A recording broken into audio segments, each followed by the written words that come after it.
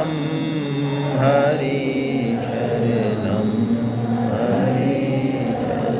हरे कृष्णा हरे हे राम हे राम हे मेरे राम, हे मेरे राम, मैं आपकी शरण में हूँ, मैं आपकी शरण आप कृपा करें, मैं आपको भूलूं नहीं। मैं आपको भूलूं नहीं। नारायण। वसुदेव सुतं देवं कंस चाणूरमर्दनं देवकी परमानंदं कृष्णं वंदे जगद्गुरु। आप सभी वैष्णव जनों के चरणों में मेरा वंदन। हरे कृष्णा। जैसा कि महावीर जी ने बताया, हम बड़े भाग्यशाली हैं कि सांवरिया सेठ, जो कि भगवान श्री कृष्ण के ही रूप हैं, उनके हृदय स्थल में, उनकी नगरी में बैठ के और उन्हीं की वाणी का हम लाभ लेने वाले हैं अगले 3 दिन। सज्जनों, जीवन बहुत क्षणभंगुर है और प्रकृति और प्रारब्ध जब उसका खेल दिखाता है अपना, तब हमको ये बात समझ में आती है। ये बात तो हमने हजारों बार सुनी है, लाखों बार सुनी है, लेकिन वो माइंड पर ज़्यादा अटैक करती नहीं। जो चीज़ें गीता में हैं, कुछ चीज़ें अकाट्य सत्य जो हैं, वो हमें पता है पहले से, लेकिन वो हमारे जीवन को कोई बहुत ज़्यादा उद्वेलित करते हों या उनकी बात हम मान लेते हों, ऐसा कुछ है नहीं। जैसे अभी अहमदाबाद में दुर्घटना हुई, तो अब हम सोचें कि किन किन लोगों ने कैसा कैसा प्लान बनाया। एक दंपत्ति थे डॉक्टर, जिन्होंने रिजाइन किया अपनी गवर्नमेंट जॉब से। क्यों किया? जिससे कि वो लंदन में सेटल हो जाएं। और उन्होंने बढ़िया सी सेल्फी डाली अपने बच्चों के साथ। अब बताइए, उनको पता नहीं, किसी को पता नहीं कि आने वाले 1-2 घंटे, आने वाले 10-5 मिनट जो है क्या होने वाला है। एक लड़की जिसकी की फ़्लाइट छूट गई ट्रैफिक जैम से, और वो बहुत पीड़ित थी। भाई लंदन का टिकट भी महंगा है, अब कैसे जाएगी, कब कराएगी, है ना, कितनी नुकसान हो गया। और वो बहुत परेशान है, उसका बस नहीं चलता, नहीं तो वो पकड़ ही लेती है, बस कैसे चले उसका। तो हमारा भी जीवन हम देखें तो कहीं कोई वशवर्ती है हमारे जीवन में। वशवर्ती मतलब कोई प्रेरणा आ रही है, कोई स्फूर्ति आ रही है, जीवन जैसे चल रहा है ना, तो एक बिल्कुल एक रोबोटिक जैसे चल रहा है जीवन। उसमें से कुछ तो हमारे पास गुंजाइश है करने की, और बाकी जगह हमारे पास गुंजाइश नहीं है। हम बदल नहीं सकते। जहाँ हम वश में हैं, जो चीज़ें निर्धारित हैं हमारे जीवन में, उनको हम बदल ही नहीं सकते। बदलें तो जब हमें पता हो। तो जो बदल सकते हैं उसको बदलने की जिम्मेदारी हमारी है। और यदि उसको हम बदलना सीख जाएं, जिसको कि हम बदल सकते हैं, तो फिर ना बदलने वाले से मुक्ति हो जाएगी। जैसे मृत्यु से हमको बड़ा भय लगता है, हम सबको लगता है, और हम में से कईयों को तो एकांत से भी बड़ा भय लगता है, स्पेशली माता बहनों को। हम कभी भी एकांत का कोई मौका मिल जाए हमको, सपोज ऐसा मौका मिल जाए, कोई नहीं है घर में, कोई नहीं है बात करने वाला, कोई नहीं है, ऐसा कोई दुर्लभ मौका, आजकल तो मुश्किल है, फिर भी मिलते हैं, उस मौके की भी हम हत्या कर देंगे। मोबाइल देखने लग जाएंगे, टीवी देखने लग जाएंगे, किसी को फ़ोन मिला देंगे। मतलब कुछ न कुछ हमको संसार का आश्रय चाहिए। कभी कोई एकांत मिले जिसमें कि हमारी थोड़ी सी गति अंदर की तरफ हो, हम ये देखें कि वास्तव में यार ये जीवन जो चल रहा है एकदम 1 2 3 4 5 6 7 8 ऐसे स्पीड से चल रहा है, ये क्या है, ये कहाँ जाके रुकेगा, क्यों चल रहा है ये जीवन, मेरा क्या संबंध है, जहाँ मैं आया हूँ उन परिवार वालों से मेरा क्या संबंध है, कितने देर का संबंध है, इन्हीं से ही क्यों संबंध है। मैं रूपवान हूँ, मैं कुरूप हूँ, मैं गरीब हूँ, मैं अमीर हूँ, ये मैं क्यों हूँ, ये इतने लोग मेरे आसपास आ रहे हैं, ये कौन लोग हैं, इनसे मेरा कोई संबंध है या ऐसे ही आ रहे हैं ये। ऐसी कोई चर्चा की गुंजाइश यदि हो भी कभी एकांत में, कि हम अपने आप से बात कर पाएँ, जो कि सबसे ज़रूरी काम है जीवन का, तो उस संभावना को भी हम खत्म कर देते हैं। बोलो सच्ची बात है या नहीं है? कभी हमको ये मिले मौका कि आपको गोवर्धन परिक्रमा तो देनी है लेकिन अकेले देनी है, तो बोलो कैसे नानी सी मरती है हमारी कि अकेले, तो अकेले हमारा कैसे मन लगेगा? यानी हमने अपने मन को किसी न किसी दूसरे के सहारे पे आश्रित कर रखा है। उसको कुछ ना कुछ चाहिए, कभी वो हटे, संसार से हटे, असत से हटे और सत की तरफ आए, ऐसी कोई संभावना हम अपनी जिंदगी में, चाहे 70 साल के हो जाए चाहे भले ही। हाँ, अभी हम गीता में ध्यान पढ़ेंगे, ध्यान 6वें अध्याय में, आज ही पढ़ेंगे शाम को।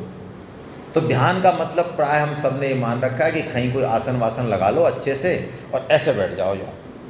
हाँ, और कितनी देर करो? जितनी देर शरीर का धर्म है। कोई 1 घंटा कर ले, कोई आधा घंटा कर ले, कोई 2 घंटा कर ले, ये ध्यान हो गया। बाकी जगह जैसे जो ही करो। तो भैया गीता का ध्यान तो ऐसा नहीं है, गीता की भक्ति तो ऐसी नहीं है। गीता का ध्यान तो 24 घंटे का ध्यान है। गीता का साधक तो 24 घंटे का साधक है। गीता की पूजा तो 24 घंटे की पूजा है। गीता का ध्यान तो 24 घंटे का ध्यान रहेगा उसका, 24 घंटे। जैसे नदी चलती है, नदी बहती है, बस बह ही रही है ना, रुक तो नहीं रही ना। तो सोच रही हो अरे मेरी स्पीड ज़्यादा हो गई, रोक दूँ ना। पत्थर आया, हाँ कोई बात नहीं। मैदान आया, हाँ कोई बात नहीं। तो गीता का साधक तो मन में जो विकार आ रहे हैं, हमारे अच्छी चीज़ें आ रही हैं, जो भी आ रही है मन में, जो पुराने जन्म के हमारे कर्मों के फल स्वरूप ही हैं, जो स्फूर्णा आ रही है मन में, जो कुछ हो रहा है अच्छा बुरा, ये जगत जगत जगत जगत जगत पूरा, तो इसको बस एक देख रहा है, साक्षी भाव से देख। सो रहा हूँ, हाँ सो गया, हाँ गुस्सा आ गई, हाँ गुस्सा आ गया, अरे भाव आ गया प्रेम का, हाँ प्रेम आ गया, बेटा आ गया, जो है इस सब में जो हट जाए, साक्षी भाव में आ जाए और पूरी पिक्चर 24 घंटे चल रही है। ओहो, ये ध्यान हो गया। आप श्रीमद् भागवत पढ़ें 2 स्कंद, तो उसमें परीक्षित जी ने प्रश्न पूछा है, महाराज ध्यान क्या होता है, धारणा क्या होती है, धारणा किसकी की जाए? मतलब धारणा मतलब ध्यान का विषय, गोविंद देव जी के चरणों पे ध्यान लगाना है या कहाँ लगाना है, धारणा होती है। धारणा को पुष्ट करने का जो काम है वो ध्यान है।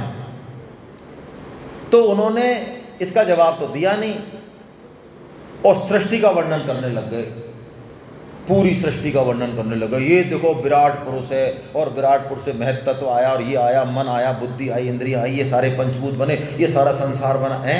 हम तो पूछ रहे हैं धारणा का विषय क्या है, आप ये सृष्टि वर्णन चालू कर दिया आपने। यही तो भागवत रहस्यात्मक है। इसका मतलब ये जो भी जगत में चल रहा है, ये जगत जो भी दिख रहा है, ये सब धारणा का विषय है, धारणा ही है ये सब हमारे परमात्मा का ही एक स्वरूप है। क्रोधी से क्रोधी व्यक्ति, कामी से कामी व्यक्ति, संत से संत, हमारा पुत्र, हमारा पड़ोसी, हमारा दुश्मन, हमारा दोस्त, ये सब धारणा का विषय है। इन सब में मुझे अपने परमात्मा के दर्शन करने हैं। जैसे स्वामी जी कह रहे हैं मेरा बेटा है, हाँ बेटा है, बढ़ रहा है ना, हाँ बढ़ रहा है, तो ये बढ़ने की शक्ति कहाँ से आ रही है? ओ, ये परमात्मा तत्व है इसमें, वही तो बढ़ रहा है। ये फूल खिला ना, हाँ खिला, ये पक्षी, ये पत्ती आई, ये पक्षी कलरव कर रहे हैं, ये सूरज आया, ये प्रभात आया, हाँ तो ये क्या चल रहा है? ये परमात्मा की शक्ति से चल रहा है। बिना परमात्मा की शक्ति से चल सकता था क्या? यानी सृष्टि में, जगत में जो कुछ है वो सब परमात्मा की अभिव्यक्ति है। ओहो, ये ध्यान है भाई, 24 घंटे का ध्यान है, फिर अलग से ध्यान करने की जरूरत नहीं पड़ेगी। मृत्यु क्या है? मृत्यु भी परमात्मा का ही रूप है। आप सोचो, यदि पतझड़ नहीं आए तो क्या बसंत हो सकता है? मैं बहुत कठोर भाषा कह रहा हूँ, जिनसे हम बहुत प्रेम करते हैं, वो 100 साल जिए, भगवान से यही प्रार्थना है। मैं कोई गंदी बात नहीं कह रहा, लेकिन मैं कहूँ यदि वो 200 साल जिए तो, वो 300 साल जिए तो टेंशन हो जाएगी महाराज, बहुत दिक्कत हो जाएगी। हाँ, महाभारत में ऐसा प्रकरण आया एक, यमराज के पद पे जो है किनको बैठा दिया मुझे याद नहीं आ रहा है, तो उन्होंने कह दिया कि भाई अब ठीक है, मृत्यु नहीं होगी, हाँ क्यों फालतू मारना किसी को। तो क्या हुआ, गधा घोड़ा सूअर कुत्ता मनुष्य यक्ष राक्षस सब क्या हो रहे हैं, बढ़ रहे, मर कोई नहीं रहा है। तो बोलो जीवन रहेगा। आप समझ रहे हैं, मैं जो निवेदन कर रहा हूं आपके चरणों में, यदि मृत्यु नहीं होगी तो मैं पूछ रहा हूं क्या जीवन होगा? पतझड़ नहीं होगा तो मैं पूछ रहा हूं क्या वसंत होगा? तो जैसे हम एक स्टेज से दूसरी स्टेज पे जाने में हमें कोई समस्या नहीं आती, बालक से जवान होने में, तरुण बनने में हमें कोई समस्या नहीं आती, एक अवस्था का परिवर्तन है मात्र, ऐसे ही मृत्यु भी एक अवस्था का परिवर्तन है। उससे पहले भी हम थे, उसके बाद भी हम हैं। और जीवन जीना है गीता के हिसाब से तो पहले मृत्यु को जीना पड़ेगा, मृत्यु को समझना पड़ेगा। जो मृत्यु को नहीं समझा वो जीवन जी ही नहीं सकता, नेवर नेवर नेवर। वो जीवन जिएगा बिल्कुल लुल्लुपुंज सा, एकदम आधा अधूरा सा, डरता डरता सा, भय वाला। और जो मृत्यु को तत्व को जान गया, जिसने भगवान का आश्रय ले लिया गीता का, वो जो जीवन होगा वो एकदम निर्द्वंद निर्भय होगा। वो एक एक कष्ट को जिएगा। हम जीते नहीं है वास्तव में, हम मरते हैं रोज, लेकिन जो मर गया वो जिएगा, जो मर गया वो जिएगा। वो व्यक्ति यदि सोएगा तो ऐसे सोएगा कि जैसे अब कभी उठना ही नहीं है। अब वो जब उठेगा अगली बार, अगली सुबह, तो परमात्मा का एक आशीर्वाद है उसके लिए, क्योंकि उसने तो वो कष्ट जी लिया जो था मृत्यु का, सोने का, वो सो गया बस। अब यही पल है, वो सोने का पल है तो सो गया। अब कल क्या है और क्या है जीवन पता नहीं है कुछ भी, लेकिन जब आया जीवन तो प्रफुल्लित है एकदम। लेकिन हम ऐसे नहीं सो सकते, हम इस क्षण में नहीं रह सकते। अभी इस क्षण में जैसे बैठे हैं, हम इसमें नहीं रह सकते। हम कहाँ रहेंगे? या तो आगे रहेंगे, फ्यूचर में रहेंगे, क्या करना है क्या होगा पता नहीं, और या फिर कहाँ रहेंगे? या पास्ट में रहेंगे। गीता में जब भगवान विश्व रूप दिखाएंगे तो कह देंगे पास्ट प्रेजेंट फ्यूचर कुछ नहीं है अर्जुन, केवल वर्तमान ही वर्तमान, मैं ही हूँ, मैं ही हूँ। ये देख, मेरे में तू सब देख ले, ये फ्यूचर देख, ये महाभारत युद्ध में जो मरने वाले हैं, जो उसका रिजल्ट है वो अभी देख ले, अभी देख, जो पहले हो चुका है वो सब देख, क्योंकि मेरे अंदर ना पास्ट है ना फ्यूचर है, मैं केवल वर्तमान ही वर्तमान हूँ। वो जो ईश्वरत्व है, जो सत्ता है हमारी, वो देश और काल से परे है। और देश और काल से बद्ध होना ये शरीर है, ये जीवत्व है। अभी हम जीव हैं, यानी देश और काल से बंधे हुए हैं। हम मरते हैं, हम जीते हैं। भगवान कहते हैं ना तुम मरने वाले हो और ना तुम जीने वाले हो। और देखिए एक बात और, इस जगत में जो कुछ भी कोई आया, जैसे शेर आया या कोई भी प्राणी, कोई भी वस्तु आई है ना, तो उसको उसके जीवन को चलाने का सारा सिस्टम भगवान ने दिया। शेर को यदि मांसाहार खाना है तो मांस खाने का जुगाड़ उसको दिया कि नहीं दिया? उसके पंजे, उसका मुंह, उसकी दाढ़, उसकी आंत, वो सब जुगाड़ है अंदर है। तो मनुष्य को क्या करना है, कैसे करना है, ये जुगाड़ उसको दिया है भगवान ने पहले से ही। अब यदि हम उस चीज को समझे ही ना, तो हमारी मनुष्यता ने जन्म ही नहीं लिया। पशु जो है ना, भागवतम में आया कि 16 कला तक विकास होता है। भगवान 16 कला वाले हैं, ऐसा आया। एक कला क्या है? पत्थर वगैरह, ये सब एक कला वाले हैं। हाँ, इनमें मतलब चेतना का विकास बहुत कम है। अमीबा वगैरह जैसे प्राणी हैं वो और आगे हैं। वृक्ष हैं वो और आगे हैं। वृक्ष महसूस करता है ना। विदेशों में ऐसे एक्सपेरिमेंट हुए, हमारे यहाँ तो बहुत पहले से ही है कि फलदार वृक्ष को, किसी वृक्ष को आप अच्छे से संगीत सुनाओ, प्यार से सहलाओ कराओ, तो उसका जीन बदल जाता है, उसका प्रोडक्शन की क्वालिटी बदल जाती है। इसका मतलब वो महसूस करता है, अभिव्यक्त नहीं कर सकता, तो उसमें 3 कला है। पशु है उसमें 4 कला है, मनुष्य है उसमें 5 कला है। कला मतलब मनुष्य बोल सकता है, सुन सकता है, महसूस कर सकता है। तो हमारे अंदर 5 कला का मतलब 5 कोश है, ऐसा माने। सबसे पहला अन्नमय कोश, अन्नमय कोश, फिर होता है प्राणमय कोश, फिर होता है मनोमय कोश। अभी हम 3 पे ही चर्चा कर लें बस। अन्नमय कोश मतलब हमारा जीवन जो है, अस्तित्व वो टिका हुआ है किस पे? अन्न पे, ठीक है।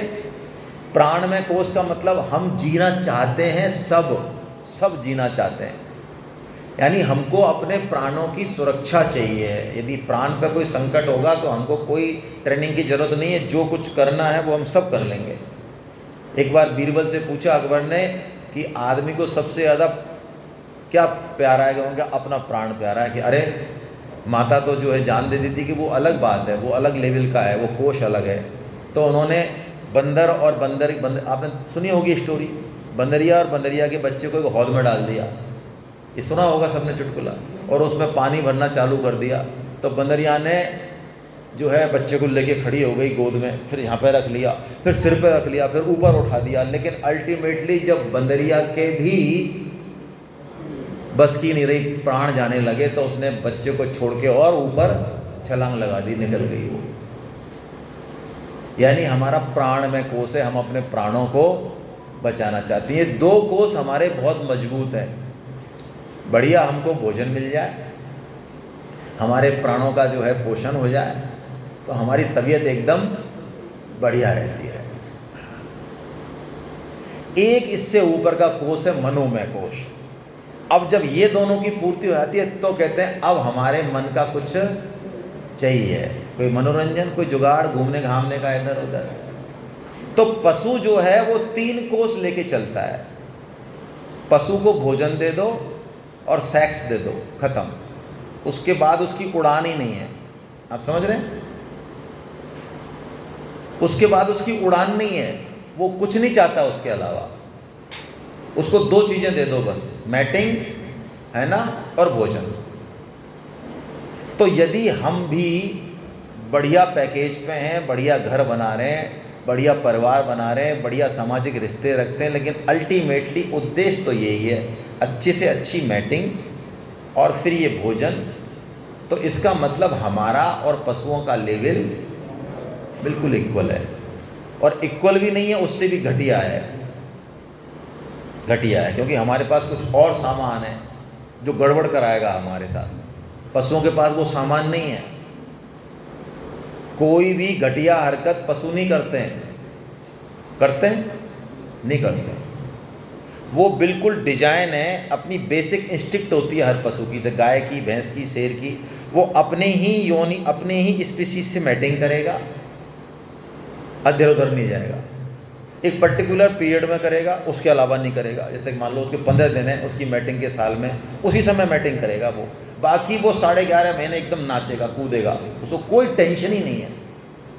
हमारे कचरा भरा है, खाने का भी उसका स्पेसिफिक है, जो उसको खाना है वही खाएगा। अच्छा, जितना खाना उतना खाएगा। आप देख लो हमारे साथ ऐसा है क्या? मान लो हम 8-10 रसभरी भी खाया है और पेट ठुस है, और अभी पचौरी साहब कोई भरोसा नहीं, भुने हुए काजू दे दें हमको 1-1 मुट्ठी, तो बोलो मना करने वाले हैं हम। कैसी बात कर रहे हो भाई साहब आप बैठ के फालतू की? बने हुए काजू, वो भी बढ़िया वाले देसी घी में, कैसे मना करेंगे हम? बताओ तो सही आप। लेकिन पशु मना कर देगा, पशु कह देगा नो एंट्री, अभी हमें नहीं खाना। और बल्कि छोड़ो आप, पशु बीमार हो जाएगा तो लंघन करेगा। हमारे यहाँ शास्त्रों में आदेश है, तब भी हम नहीं करते हैं। हमको तो शास्त्र कह रहा है तू कर लंघन। लंघन मतलब उपवास कर। तेरे को यदि कोई बीमारी हो गई, कोई दिक्कत हो गई, तो तू लंघन कर, 1 दिन का, 2 दिन का। तेरी बीमारी ऑटोमेटिक, ये ऑटोक्रेट है बॉडी, ये सिस्टम को ठीक कर देगी अपने आप, खा जाएगी उस बीमारी को। हमारे इतनी ज़बरदस्त अंदर का सिस्टम है, वो उस बीमारी को खा जाएगा और सही कर देगा 2 दिन बाद, 1 दिन बाद। लेकिन क्या हम लंघन कर सकते हैं?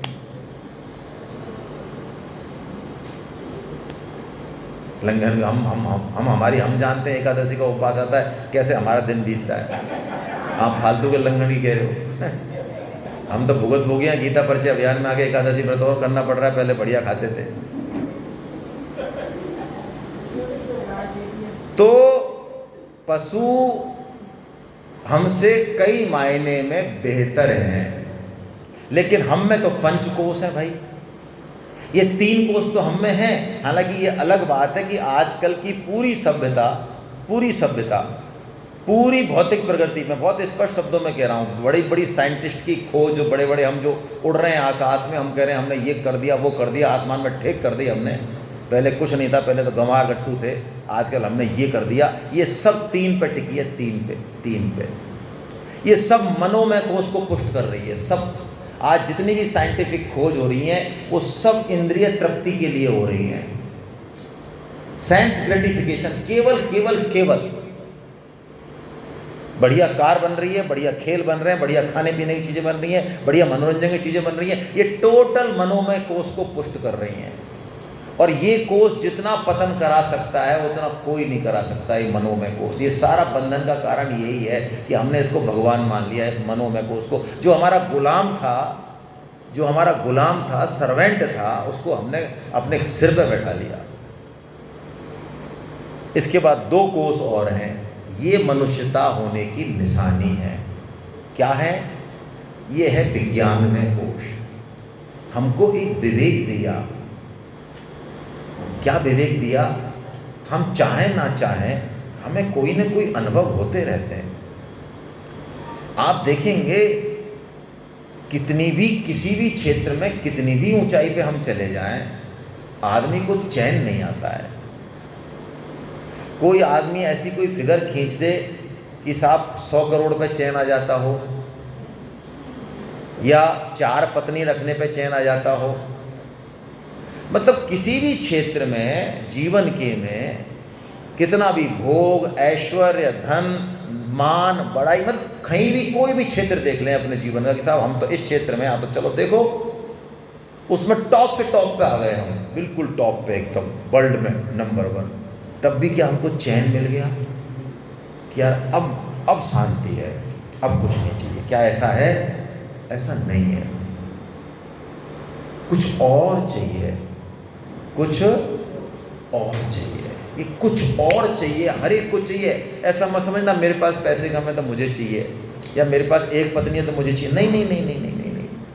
कोई किसी भी लेवल पे बैठा है उसको भी कुछ और चाहिए। यानी कोई चीज है जो यदि मिल जाए तो उसको पूर्ण सुख, पूर्ण शांति मिल जाए। वो कुछ और जो चाहिए वही है भगवान, वही है हमारी असली खोज। इसी के लिए ये विज्ञान में कोश है, अनुभव करने के लिए कि देखो भैया ये जगत है, इस जगत के रिश्ते नाते भोग हैं, इससे हमको पूर्ण शांति नहीं मिल रही। इसका मतलब ये हमारा लक्ष्य नहीं है, ये सीढ़ी है, ये साध्य नहीं है, ये साधन है। हमको आनंद चाहिए, प्रेम चाहिए, आनंद चाहिए। ये हमारा आनंद में कोश जो लास्ट का है, इसके लिए ये सारा घोटाला है। इसके लिए ये सारी क्रिया जो है ना, ये शरीर दिया, ये हमको सामान दिया, बुद्धि, विवेक, इंद्रिया, ये परिवार दिया, हमें योग्यता दी, ये सारा घोटाला जो है, ये सारा सिस्टम इसके लिए है। यदि ये बात समझ में नहीं आई और इसी में उलझ के रह गए तो जीवन का सत्यानाश कर लिया हमने। चाहे कितना ही बड़ा परोपकार करा हो, कितने वेद पढ़े हो, कितने यज्ञ किए हो, तप किए हो, तीर्थ किए हो, कुछ भी किया हो, मैं कह रहा हूँ बहुत स्पष्ट शब्दों में कह रहा हूँ, कुछ भी किया हो, अच्छे से अच्छा कुछ भी, संसार में जो बढ़िया से बढ़िया काम हो सकता है वो हमने सब कर लिया, लेकिन यहाँ दृष्टि नहीं गई तो हमारे जीवन का पूरा जो सिस्टम है वो व्यर्थ व्यर्थ व्यर्थ, श्रम एव ही केवलम, स्पष्ट है बिल्कुल। भागवतम में प्रश्न पूछा, सौनक जी ने भी यही प्रश्न पूछा और परीक्षित जी ने भी यही प्रश्न पूछा कि मनुष्य मात्र का जो मरने वाला है उसका कर्तव्य क्या है। कर्तव्य यानी क्या करना चाहिए उसको? परोपकार करना चाहिए क्या? मान बढ़ाई चाहिए क्या उसको? क्या कर्तव्य मरने वाले का? म्रियमानम से कर्तव्य ब्रूही, मुझे बताओ महाराज क्या कर्तव्य है? जो म्रियमाना, जो मरणशील है, मरण धर्मा है। हाँ मरण धर्मा है। और कोई ऐसा हो हमारे जैसा, नहीं अभी हम वरण धर्मा नहीं है, अभी तो हमारे बच रहे हैं 20-30 साल। तो उन्होंने एक प्रश्न और पूछ लिया कि मनुष्य मात्र का क्या कर्तव्य है। मनुष्य मात्र का सबई पुंसा परो धर्मो यतो भक्ति रदोक्षजे अहेतुकी अयप्रतिहता ययात्मा संप्रसीदति। सवई पुंसा परो धर्मो, जवाब दे रहे हैं इस प्रश्न का जो 18,000 श्लोकों में जवाब दिया उसको एक श्लोक में करके दे रहे हैं। सवई पुंसा, पुंसा यानी मनुष्य मात्र का, सवई पुंसा परो धर्मो, हो मनुष्य मात्र का परम धर्म क्या है? यतो भक्ति रदोक्षजे, अदोक्षज यानी भगवान श्री कृष्ण, उनकी भक्ति करना, ये मनुष्य मात्र का कर्तव्य है। हाँ अच्छा, ये सोफा बनाया लकड़ी से, कपड़े से, फलाने से, ढिकाने से, तो ये किस लिए बनाया? कोई इसका यूज करेगा कि नहीं करेगा? करेगा तभी बनाया। हाँ देखो, इसको पता है, हमको नहीं पता है, इसको पता है। ये पंखा बनाया, एक वेद का सिद्धांत है, हमारे जो 6 दर्शन हैं उनका एक सिद्धांत है, जो भी संघात होता है, संघात मतलब जो चीज़ों के मिलने से बना, जैसे टेबल है तो बनी, कोई भी जो संघात है उसका कोई उपयोग करता होगा अवश्य। वो खुद टेबल अपने आप अपना यूज नहीं कर सकती, सोफा अपना यूज थोड़ी करेगा।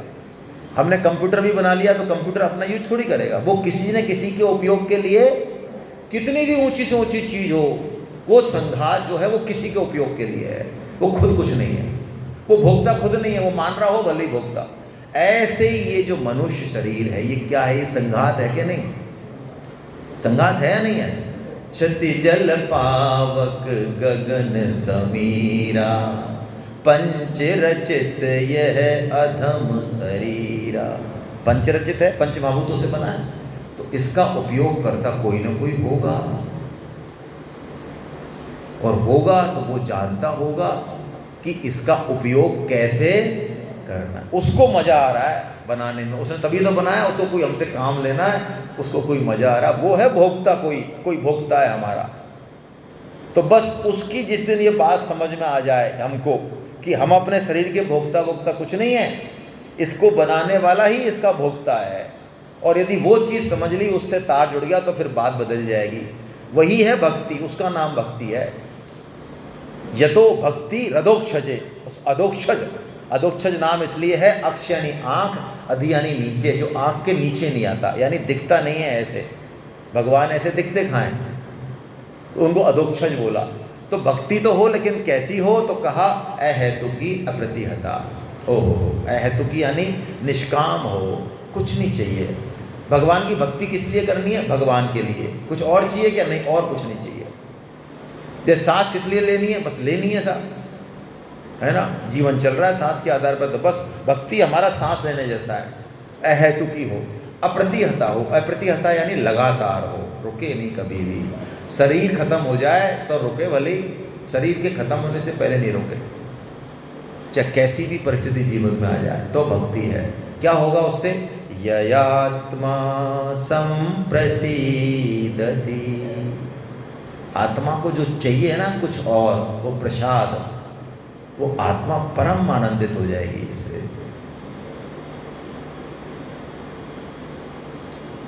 तो ये काम करने के लिए भगवान ने हमको यहाँ भेजा, तो भेजा तो सामान दिया होगा ना, दिया ही होगा सामान। जब शेर को सब सामान दे रहे हैं, सब जीवों को सब सामान दे रहे हैं, तो हमको नहीं दिया होगा।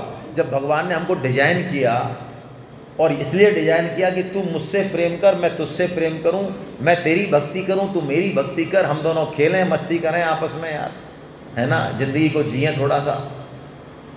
तो भगवान ने वो सामान दिया होगा हमको कि नहीं दिया होगा? वो दिया होगा, जरूर दिया होगा। तो बस उसी सामान की हम चर्चा करें, है ना।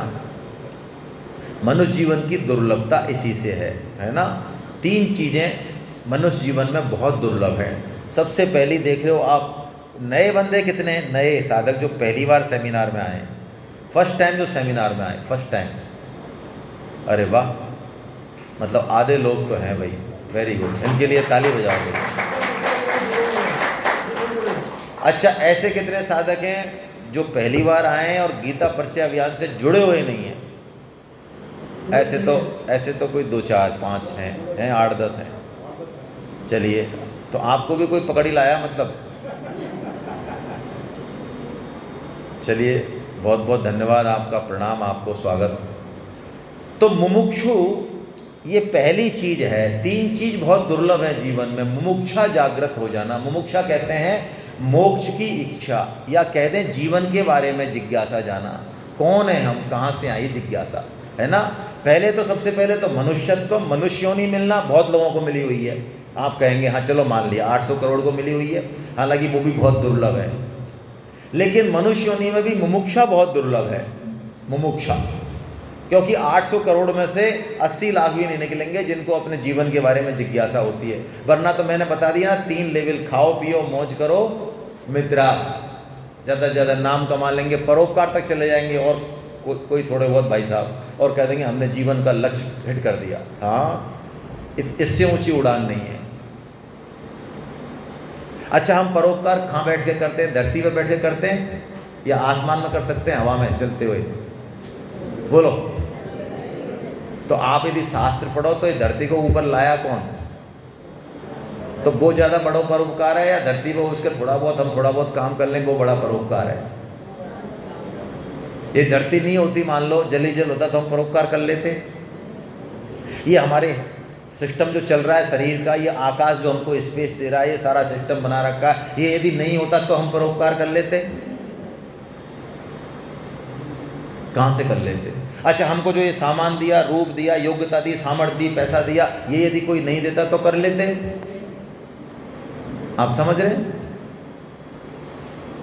तो मनुष्य होना, मुमुक्षा होना, मुमुक्षा मतलब जानना अपने बारे में, जिज्ञासा होना। और तीसरी बात, ये और भी दुर्लभ है, कोई मुमुक्षा तो हो जाए, किसी के बेचैनी तो हो जाए अपने बारे में, जीवन के बारे में बेचैनी हो गई उसके, यार मन नहीं लग रहा, क्या करें, कहाँ जाएं, क्या करना है, तो कोई मिल जाए, महापुरुष संश्रयम, हमको गीता मिल गई, गीता परिचय अभियान मिल गया, स्वामी जी की वाणी मिल गई, सेठ जी की वाणी मिल गई, गीता प्रेस मिल गई, ये बहुत बड़ा हमारा सौभाग्य है, ये बहुत बड़ी दुर्लभता, हर एक को नहीं मिलती भाई। बिल्कुल ताली बजाने वाली बात है। स्वामी जी और सेठ जी महाराज की वाणी के सम्मुख हम हो गए, उनकी वाणी हमको सुनने को मिल रही है कलयुग में, ये मिलेगी नहीं बहुत दिनों तक। ऐसा मत समझना कि ये तो परमानेंट है, हमारे साइंस की खोज, कुछ नहीं है परमानेंट, सब चला जाएगा साइंस वाइंस। आप प्रलय का वर्णन पढ़ोगे ना शास्त्रों में तो आंखें फट जाएंगी, कैसी होती है प्रलय। तो 3 चीज़ें बड़ी दुर्लभ हैं। ये 3 चीज़ें हैं तो हम मनुष्य, नहीं तो आहार, निद्रा, भय और मैथुन, ये 4 काम जो व्यक्ति कर रहा है, नीचे नीचे लिख रहा है आहार, निद्रा, भय, मैथुन, ये 4 काम पशु करते हैं और ये 4 ही काम मनुष्य भी करता है। यदि इन्हीं को हमने बहुत अच्छे से करना सीख लिया तो हम और बढ़िया वाले पशु हो गए, इतना कह सकते हो, है ना। एक तो होता है दुष्ट, एक होता है और भी तगड़ा वाला दुष्ट। तो हम यदि इन 4 कामों को अच्छा कर रहे हैं मान लो, तो हम बल्कि ज़्यादा पशु हो गए।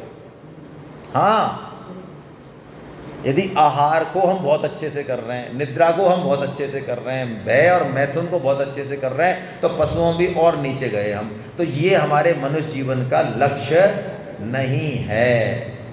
तो क्या लक्ष्य है? तो 2 चीज़ें हमको स्पेशल दी जो कि किसी भी योनि को नहीं दी। जैसा कि मैंने कहा, भगवान ने हमको मनुष्य जन्म दिया खुद से मिलने के लिए, अपने को जानने के लिए, तो 2 चीज़ें दे के भेजा भगवान ने हमको, हथियार दे के भेजा है बाकायदा। आर्मी मैन जब जाता है बॉर्डर पर लड़ने तो AK-47 है उसके पास, बिना AK-47 के जाएगा तो क्या करेंगे, वो पलट देगा वो पाकिस्तानी, लेकिन वो 47 लेके जाता है, हथियार लेके जाता है पूरा। तो भगवान ने भी हमको 2 हथियार भेजे। पहला है विवेक। विवेक, विवेक क्या है? विवेक है सत और असत के बारे में जानना। सत्य क्या है? जो हमेशा रहे, और असत क्या है?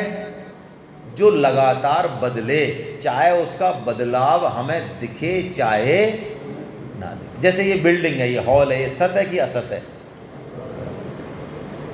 सत है कि असत है? असत है, क्योंकि ये पहले भी नहीं था कि था, आगे भी ये बस बीच में दिख रहा है। अब दिखे वाली 1000 साल, वो टेंशन नहीं है। हमारा शरीर पहले था? नहीं था। आगे नहीं रहे हैं। असत है कि सत हुआ? वैसे भी देखा जाए तो हमारे शरीर में लगातार बदलाव हो रहा है। शास्त्र तो कहता है 1 सेकंड के 1,00,000वां हिस्सा करो तब भी हमारा शरीर बदल जाता है। वो हमारी समस्या है कि हम 1,00,000 का 1 सेकंड का हिस्सा नहीं कर सकते, और हिस्सा करके उसको पकड़ नहीं सकते, वो हमारी समस्या है। जैसे आप कभी फिजिक्स के स्टूडेंट रहे हो यदि, तो एक वर्नियर कैलिपर्स पढ़ा हो आपने। जैसे सामान्य स्टूडेंट तो जानते हैं, सेंटीमीटर जानते हैं, अपन तो जानते हैं ना सेंटीमीटर, और सेंटीमीटर में कितने मिलीमीटर होते हैं? 10, और मिलीमीटर से नीचे वो हमको पता नहीं साहब, हमारा है क्यों दिमाग की दाएं करो। तो जो वर्नियर कैलिपर्स है वो 1 मिलीमीटर को भी 100 में तोड़ता है। कितने में तोड़ता है? 100 में तोड़ता है। एक और आता है उससे आगे, बताओ भाई। हाँ, स्क्रू गेज आता है, वो 1000 में तोड़ता है। तो कहने का मतलब है, अब 1 mm का छोटा सा डंडा है, 1 mm का, उसके भी 1000 भाग हैं। अब हम नहीं पकड़ पा रहे, लेकिन है भाई। तो असत क्या है? असत वो है जो लगातार बदल रहा है। अब एक तरीके से और समझें आज इसको, अलग तरीके से। वेदांत में एक दृश्य दृक विवेक है, सिद्धांत है ये वेद का। दृश्य दृक विवेक क्या मतलब? जो भी चीज दिखने में आती है वो असत है। अब समझो आप इस चीज को, जो भी चीज दिखने में आती है वो क्या है? वो असत है। सोफा दिखने में आ रहा है, असत है। अच्छा, हमारा शरीर दिखने में आ रहा है, जगत को कौन महसूस करता है? इंद्रियां। इंद्रियां महसूस करती हैं, है ना? इंद्रियों का भी दृष्टा, दृश्य हमेशा असत होता है, दृष्टा को पकड़ना चाहिए। तो इंद्रियों का दृष्टा कौन है? मन। मन का दृष्टा बुद्धि। बुद्धि का दृष्टा अहम। अहम का दृष्टा आत्मा। आत्मा का दृष्टा परमात्मा। ओ, यहाँ पे खत्म होता है मामला। ये सब आत्मा से नीचे जितने भी हैं, ये सब असत की श्रेणी में हैं। तो विवेक का मतलब यही है कि जो चीज़ हम अनुभव में आ रही है ना हमारे, कि ये शरीर जा रहा है, मर जाएगा, ये सब परिवर्तनशील है, इसको हम आदर दे दें। आदर, जानते तो हैं हम, लेकिन इसको क्या दे दें? आदर दे दें, तो हमारे विवेक का यूज होना चालू हो जाएगा। तो पहला तो है विवेक, और जैसे ही विवेक जीवन में आता है, आज तो हमारे बीच में विवेक बैठा भी है हाँ, तो जैसे जीवन में विवेक आता है तो फिर हमारे कर्म करने की शैली बदल जाती है। कर्म करने के पीछे जो हमारा भाव है वो बदल जाता है। जरूरी नहीं है कर्म बदले ना, गीता कर्म बदलने पे जोर नहीं देती। वो कहती है कर्म करने की तुम्हारी स्वतंत्रता है। अब इस स्वतंत्रता में भी बात उठती है काफ़ी कि क्या वास्तव में हमको कर्म करने में पूरी स्वतंत्रता है। इस बात पे बहुत बड़ा एक बहस चलती है, अभी तो पूरी नहीं लेंगे उसको, कि भाग्य में और पुरुषार्थ में कौन सच्चा है। भाग्य है, भाग्य से चलता है मामला, या पुरुषार्थ से चलता है मामला। अब देखो, इसका उत्तर ऐसे मत दिया करो कभी भी, इसका उत्तर नहीं है। इसका उत्तर देते ये गलत हो जाएगा।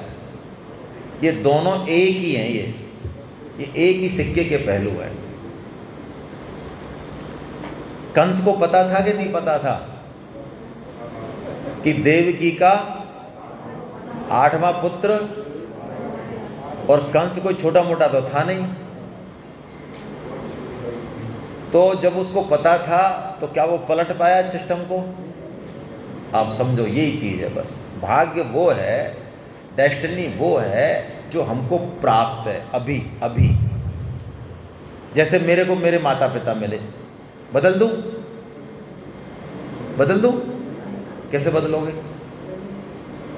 मेरे को रंग मिला काला एकदम तवे जैसा, बदल दूं? कैसे बदलोगे? तो जो चीज हमको मिली है, ऐसा मान लो ये भाग्य है।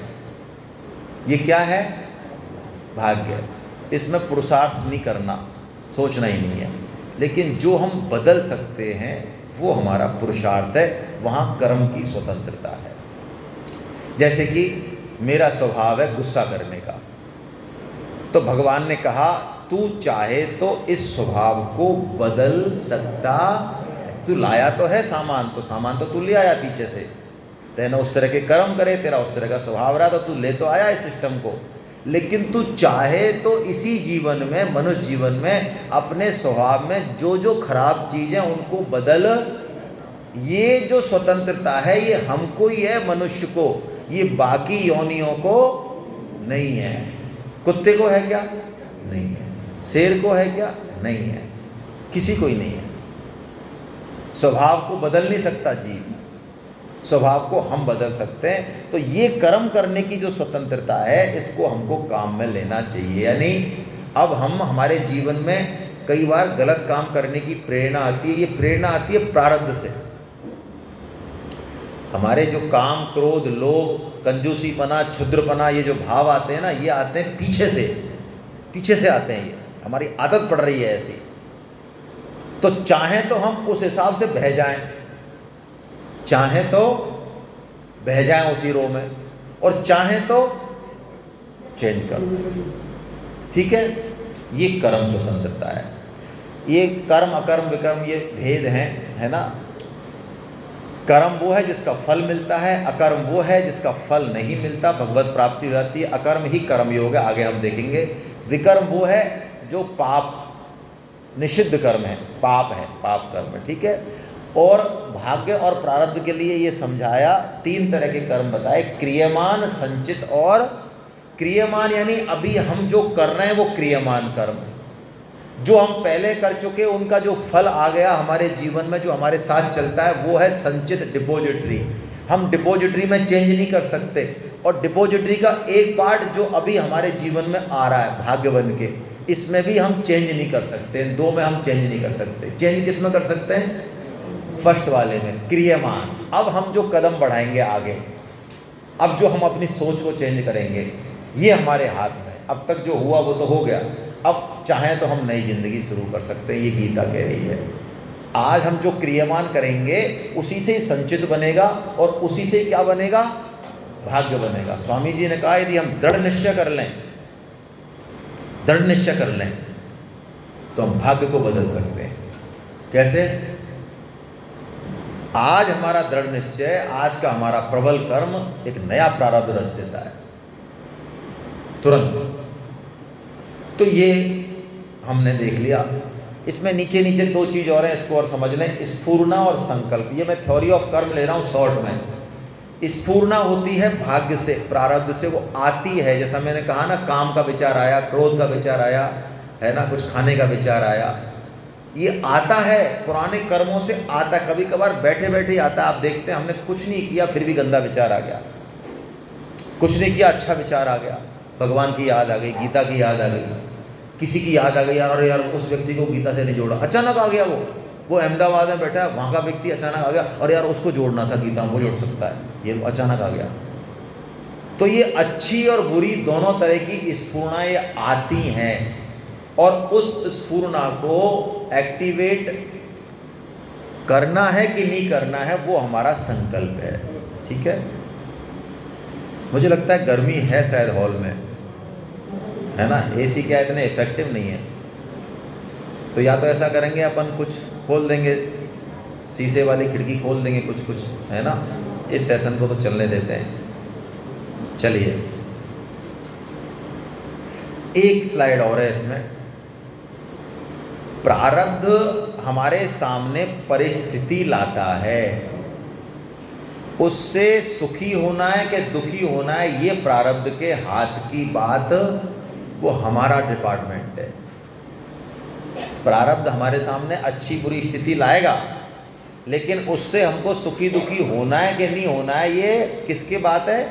हमारे हाथ की बात है। जैसे विवेकानंद जी सफ़र कर रहे थे ना ट्रेन में, आपने सुना हो वो उदाहरण। तो सामने वाले दो पादरी थे, वो उनको गाली गलौज कर रहे थे, निंदा कर रहे थे, वो बिल्कुल शांत बैठे थे, अभी चल। तो पूछा किसी ने बाद में, तो उन्होंने कहा भाई मैंने मेरे मन का रिमोट इन पादरियों को नहीं दे रखा है, मेरे मन का रिमोट मेरे पास है। ये गाली दें, स्तुति करें, ये कर सकते हैं, लेकिन गुस्सा होना है कि नहीं होना, ये किसके हाथ में? ये मेरे हाथ में, मैं अपने मन का मालिक हूँ। तो ये मतलब है प्रारब्ध तो आएगा, अब हम उससे जैसे भूख में परेशानी होती है, हमको होती है ना, भूख लगे तो, लेकिन जब हम मान लो नवरात्रा करें या एकादशी करें, तब हमको भूख से उतनी परेशानी नहीं होती, क्योंकि उस दिन हमने ये सोच रखा है कि आज हमको क्या रहना है? भूखे रहना है। हाँ। दूसरी चीज़, पाप और पुण्य, ये भी हमारा एक कन्फ्यूजन है कि भाई साहब हमने पाप कर लिए तो कोई बात नहीं, अब हम थोड़ा सा पुण्य कर लेते हैं, तो पाप और पुण्य का डिपार्टमेंट, हाँ, इतने से तो पाप किया हमने और पुण्य हमने इतने करे, तो भैया कितना ही बड़ा पुण्य हो, इतने से पाप का भी भक्षण नहीं कर सकता, खत्म नहीं कर सकता उसको, इतने से भी पाप को अश्वमेध यज्ञ भी नहीं मिटा सकता। पाप और पुण्य का डिपार्टमेंट बिल्कुल अलग है, पाप का अलग डिपार्टमेंट है और पुण्य का डिपार्टमेंट अलग है। दूसरी बात, इसलिए हमको आत्महत्या ये प्रारब्ध से नहीं होती।